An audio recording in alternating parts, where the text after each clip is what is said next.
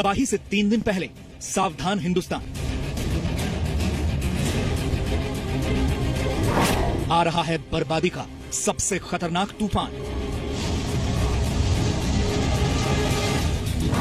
Sunday को छुट्टी के दिन हमला करेगा हुदहुद। वो 155 किलोमीटर प्रति घंटे की रफ्तार से आएगा। हिंदुस्तान के कोने कोने को हिलाकर जाएगा। आज आपको पता चलेगा हुदहुद से देश को डरने की जरूरत क्यों है। हुदहुद के निशाने पर हिंदुस्तान के 1 करोड़ लोग कैसे आ गए। हुदहुद का सामना करने के लिए कितना तैयार है हिंदुस्तान। हिंदुस्तान को हिलाने वाला ये हुदहुद, हुदहुद क्या है।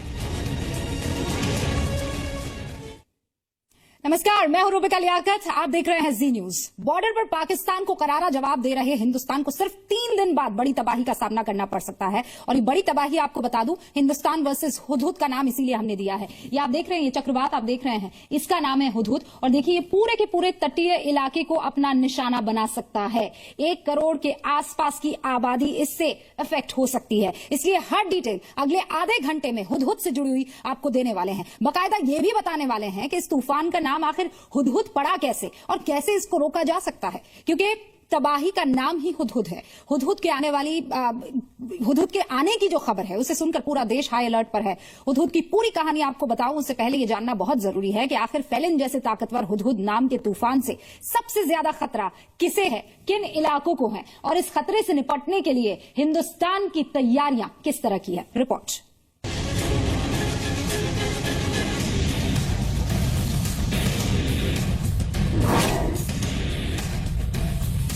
हुदहुद यानी तबाही का तूफान।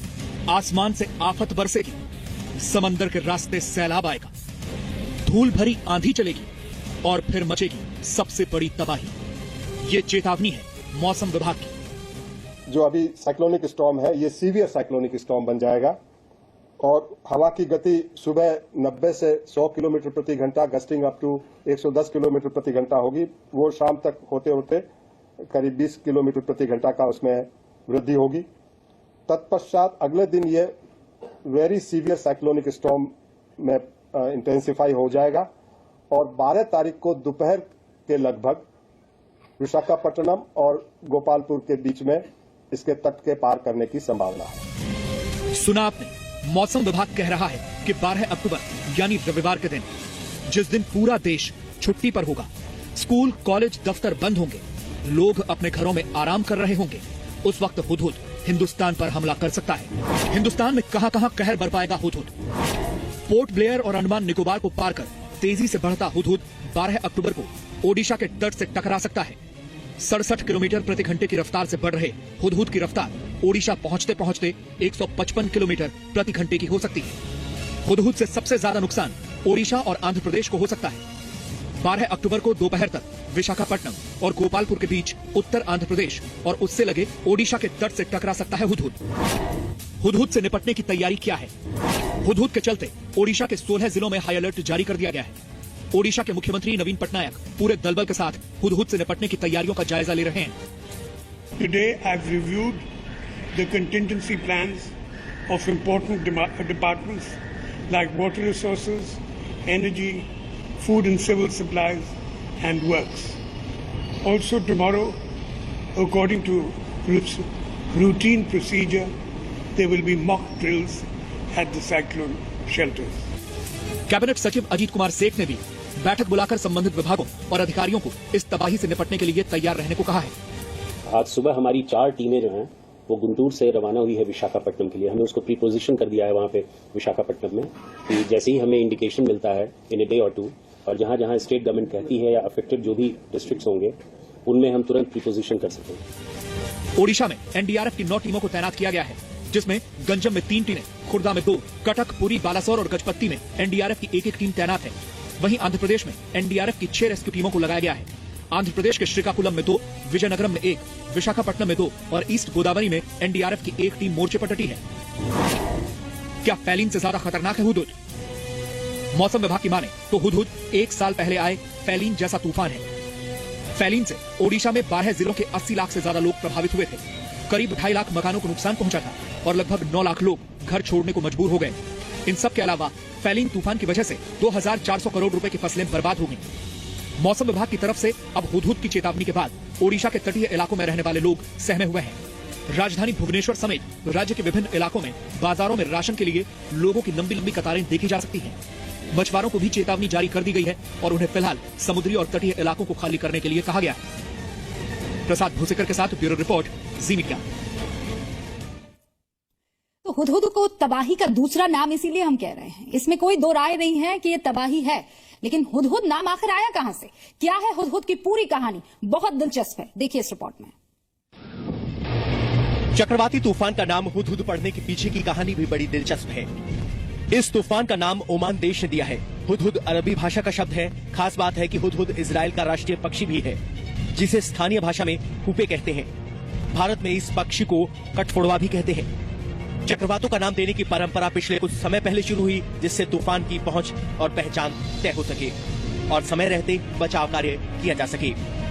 भारत में दिल्ली स्थित मेट्रोलॉजिकल सेंटर चक्रवाती तूफानों को नाम देता है। ये नाम बांग्लादेश, भारत, म्यांमार, ओमान, पाकिस्तान, श्रीलंका और थाईलैंड की ओर से प्रस्तावित किए जाते हैं।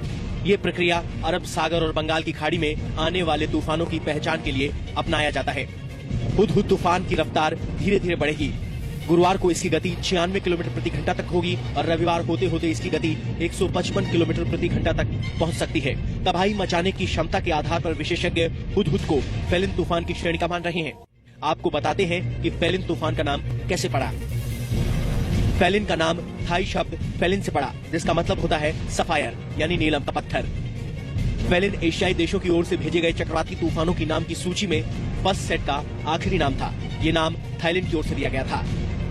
ब्यूरो रिपोर्ट, जी मीडिया। हिंदुस्तान वर्सेस हुदहुद की बात कर रहे हैं। हुदहुद वो चक्रवात जो 3 दिन बाद तबाही लेकर आने वाला है, और ये तबाही इन इलाकों में ही नहीं जो आपको ग्राफिक्स के जरिए हम बताने की कोशिश कर रहे हैं, बल्कि ये पूरे देश में लाएगा, क्योंकि सब्जियां महंगी हो गई है। सब्जी मंडी में भी ओडिशा की खासकर वहां आग लग गई है हुदहुद की खबर से। सब्जियों के दाम अचानक दोगुने हो गए हैं। मंडियों से आलू के साथ ज्यादातर सब्जियां अब गायब होती जा रही हैं।